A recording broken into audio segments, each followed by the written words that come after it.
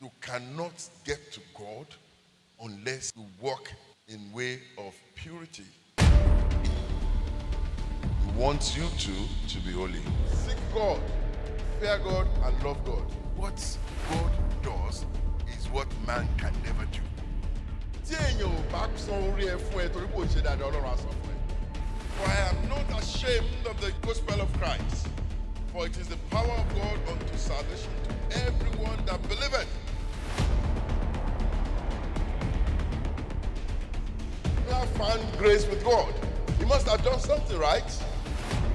He added value to his life.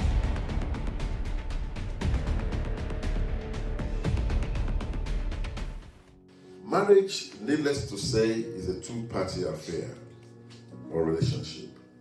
Ọ̀rọ̀ ìgbéyàwó jẹ́ àjọṣepọ̀ láàrin èèyàn méjì ni. Ẹni pàtàkì kan nígbà kan ní Nàìjíríà, ó ní èèyàn ò lè fi ọwọ́ kan pàtẹ́wọ́. You cannot clap with one hand. Mo wá mú èyí tí ṣe èrò tèmi náà jáde lórí àjọṣepọ̀ tó máa wà láàrin àwọn èèyàn, which I call the 5-finger teamwork principle. Àjèjì ọwọ́ kò gbẹ́rù lórí. O ò lè mú ìka kan kò fi gbé nǹkan. Tó bá fẹ́ dán nǹkan tí mo sọ yìí wò, mú nǹkan tó kéré jùlọ sílẹ̀ kó wá fi ìka kan gbé, kò ní ṣe gbé. Tó bá lo ìka méjì, á bẹ̀rẹ̀ gbé díẹ̀. Tó bá lo mẹ́ta, á bẹ̀rẹ̀ sí máa gbé dáadáa. Mẹ́rin á wà more comfortable. Tó bá lo márùn-ún, á mú gírí. Ìyẹn ni pé ọwọ́ mẹ́rààrún ká márùn-ún gbọ́dọ̀ ṣiṣẹ́ pọ̀. Lónìí, ẹ jẹ́ kí n sọ̀rọ̀ ní ṣókí láàrin ìbọ̀wọ̀ fúnra ẹni láàrin ọkọ àti aya. Lákọ̀ọ́kọ́, ẹ jẹ́ kí n sọ fún yín pé ìbọ̀wọ̀ tí obìnrin bá ní fún ọkọ rẹ̀ kì í ṣe ìtọ́kasí pé ó gbé gbọ́dọ̀ jẹ́ ẹrú. I am saying that respect is not the license for slavery or enslavement. Ìyàwó rẹ gbọ́dọ̀ bọ̀wọ̀ fún ẹ, ṣùgbọ́n òun náà gbọ́dọ̀ káràmásìkí ìyàwó rẹ kó o dẹ̀ pọ́nlé kó o jẹ́ ẹni tí ó buyì fún. In 1 Corinthians chapter 14 verse 34, ọ̀pọ̀lọpọ̀ èèyàn ni wọ́n ti mú ọ̀rọ̀ ìtàn dorí ẹ̀ kodò. Jẹ́ kí àwọn obìnrin yín dákẹ́ nínú ìjọ nítorí a kò fi fún wọn láti sọ̀rọ̀. Ṣùgbọ́n jẹ́ kí wọ́n wà lábẹ́ ìtẹríba gẹ́gẹ́ bí òfin pẹ̀lú ti wí. Bí wọ́n bá sì fẹ́ kọ́ ohunkóhun, kí wọ́n kí ó béèrè lọ́wọ́ ọkọ wọn ní ilé. Nítorí ohun ìtìjú ni fún àwọn obìnrin láti máa sọ̀rọ̀ nínú ìjọ. Ta ló sọ bẹ́ẹ̀? Ṣé Jésù ló sọ ni? Let your women keep silent in the churches. So they should become dumb. For it is not permitted unto them to speak. Why? But they are commanded to be under obedience, And so? as also said the Lord. If we are allowed to talk before God with all the powers and might of God, why is it that we cannot let women talk? If you read it further, And if they will learn anything, let them ask their husbands at home. thank you, that's a bit I like, and that's why I want to nail those who preach that kind of fallacy. Paul sọ pé Ọlọ́run dá Ádámù kó tó dá Éfà. That is a fact. Ṣùgbọ́n gbà tó dá, ó ní mo yan olùrànwọ́ fún. Olúwa Ọlọ́run sì wí pé kò dára kí ọkùnrin náà kí ó nìkan máa gbé. Èmi ò ṣe olùrànlọ́wọ́ tí ò dàbí rẹ̀ fún un. Tí ó dàbí rẹ̀ fún. Ọlọ́run dá Ádámù síwájú Éfà. Ṣùgbọ́n àṣìṣe ni láti sọ pé torí kó dá síwájú ẹ̀ kò gbọdọ̀ sọ̀rọ̀. Bíbélì pàápàá sọ pé the first shall be the last. Ẹ jẹ́ àbùsùn síwájú. Ó ní kí obìnrin lọ béèrè nǹkan lọ́wọ́ pẹ̀lú tó bá jọ́kọ yín ò mọ kankan kọ́. It is assumed that the man must know, but it is not a must that the man must know. The man may not know. What if it's a new initiate? What if it's just new in the church? What if it's not even as vast? Because some men are so busy with making money that they don't even know anything about Christ. But I'm taking it further. What I've told you now is a prologue to the main discourse. Nǹkan tí mo sọ ìmọ̀ kan fi ṣe ìfárá fún mi tí mo ń lọ ni. Lónìí mo fẹ́ bá a sọ̀rọ̀ lórí fífi ara gbọ́ ọ̀tá fún ọkọ tàbí aya ẹni. Taking bullets for your spouse. Ìyẹn ni pé being there for your husband or your wife. Mo wá bí ara mi ní ọ̀pọ̀lọpọ̀ ọdún pé kí ló dé tó fi ṣòro fún ọ̀pọ̀lọpọ̀ àwọn ọkọláya láti lè máa faradà fún ara wọn. Mo wá rò and I see that one key factor ohun kan pàtàkì tàbí ìdí tí ó fi jẹ́ pé àwọn èèyàn kì í lè ṣe ni wípé one, because of man's ego. Nítorí ìgà àwọ̀ ara ọkùnrin ló ṣe ṣòro fún ọ̀pọ̀lọpọ̀ wọn láti pé ìyàwó máa ń rò pé ẹ kò faradà kan fún wọn. Don't you shut up your mouth, I'm your husband, you cannot talk. Even in the animal kingdom, it's the lioness that looks for food for the lion, right? I have not seen the lion shouting at lioness because they be akpa. The same thing is your wife that cooks in the house. If you keep one day the woman will poison you. Don't the man feel poison gidi sí. Ṣùgbọ́n oúnjẹ tó ń gbé fún ẹ tó bá jẹ́ oúnjẹ ìbànújẹ́ ní ìbànújẹ́ ló máa bá ẹ nítorí pé èrò ẹ̀ jọmọ́ tiẹ̀. Gbogbo tó lè fa wàhálà ẹ̀ ní pé èjìká ẹ̀ gara ẹ̀. Self-esteem, sense of self-importance and conceit. Ìkejì ni pé when a man or if a man turns himself to a dictator in his home, why will his wife take bullet for him? Ó lápàṣẹ wá. Where's my food? Sit down there. Go take it. So tomati ẹ ní ọkọ ẹ ṣe nǹkan tó dáa. Mi ò mọ bẹ́ẹ̀ ó ṣe o. Èmi ò mọ. Torí kò mọ èyí tó máa sọ tí wàá dé tí wàá rànjú mọ́. Ayé àdákẹ́. Ìkẹta. What manner of man verbally abuses his wife in the public or even in the private and still expect her to take bullet for him in the public? But if your woman is free, if your woman have her self-esteem in place, if your woman is given the freedom to talk, not to be rude, I want you to get there's a difference between rudeness. I've said she must respect your husband. Then she will take bullet for you. And the fourth one, some husbands have reduced their relationship to bread and butter relationship.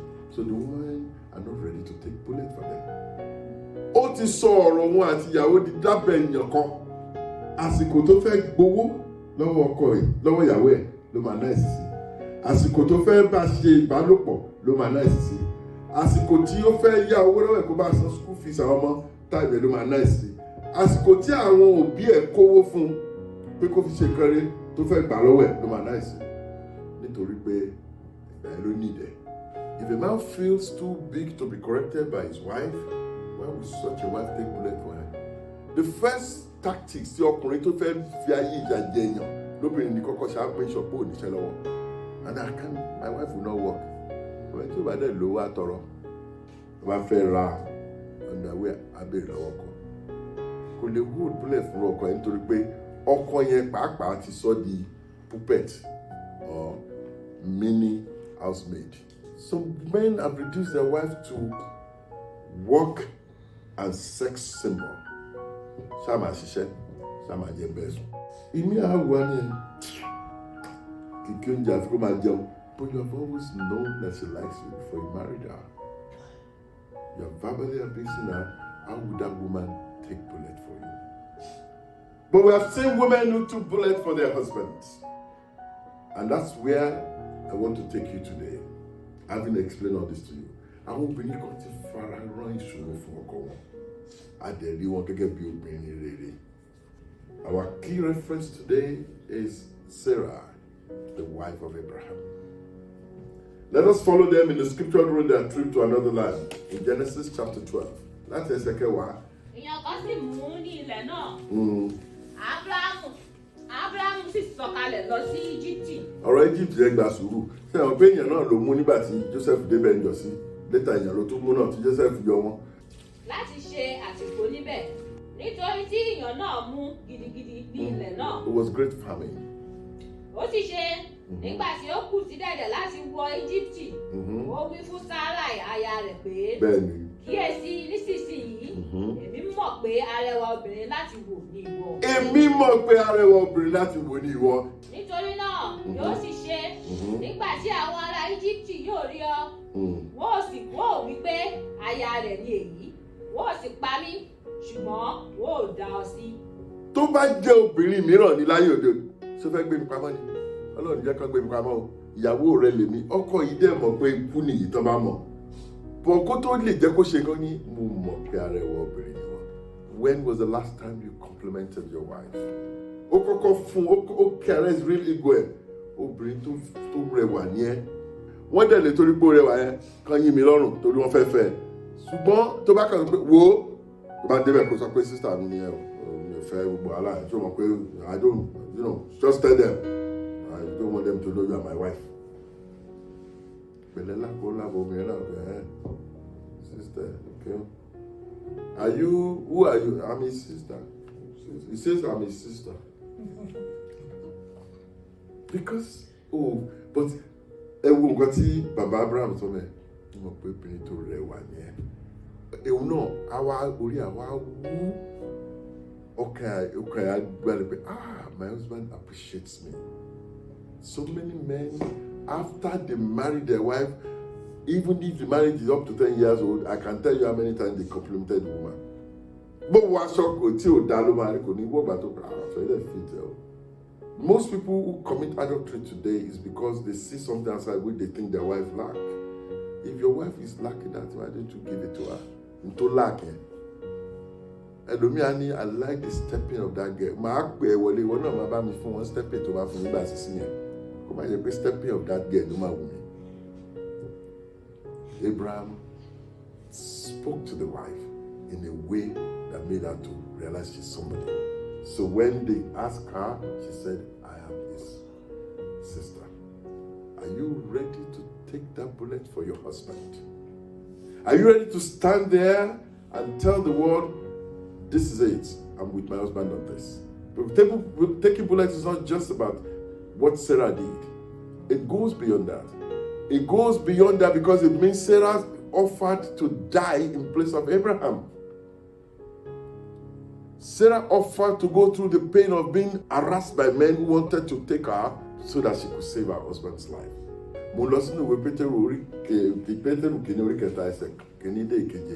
Bẹ́ẹ̀ gẹ́gẹ́, ẹ̀yin aya, ẹ máa tẹríba fún àwọn ọkọ yín pé bí ẹnikẹ́ni bá tilẹ̀ ń ṣe àìgbọràn sí ọ̀rọ̀ náà, kí á lè jèrè wọn ní àìsọ̀rọ̀ nípa ìwà àwọn aya wọn. The beauty of this message that you've just read, nǹkan tó sọ yìí ni pé ìtẹríba fún ọkọ ẹ tó ní nípa bẹ́ẹ̀ á jèrè àwọn ọkọ yẹn.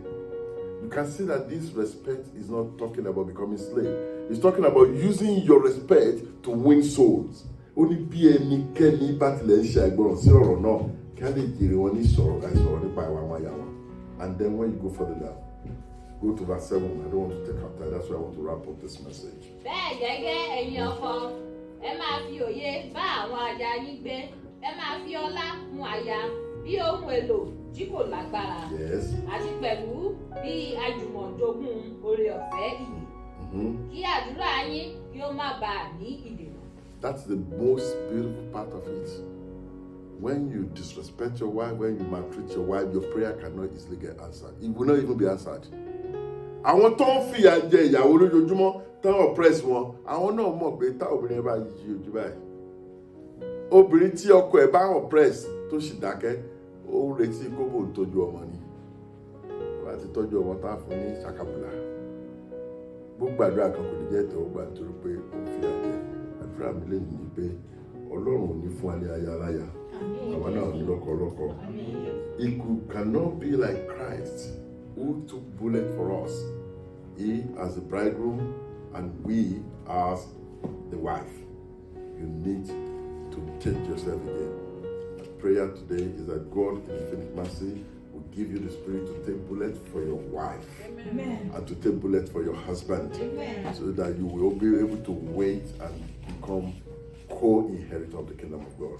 Shalom. I believe you've been greatly blessed through today's message. And I would like to invite you to join us at Christ Arrival International Church, Gethsemane Parish, every Sunday at 9 a.m. for our Glorious Day service. We are located off Ibadan-Oyo Expressway. I would like to see you around and I'll be glad to welcome you. God bless you as you come. Shalom.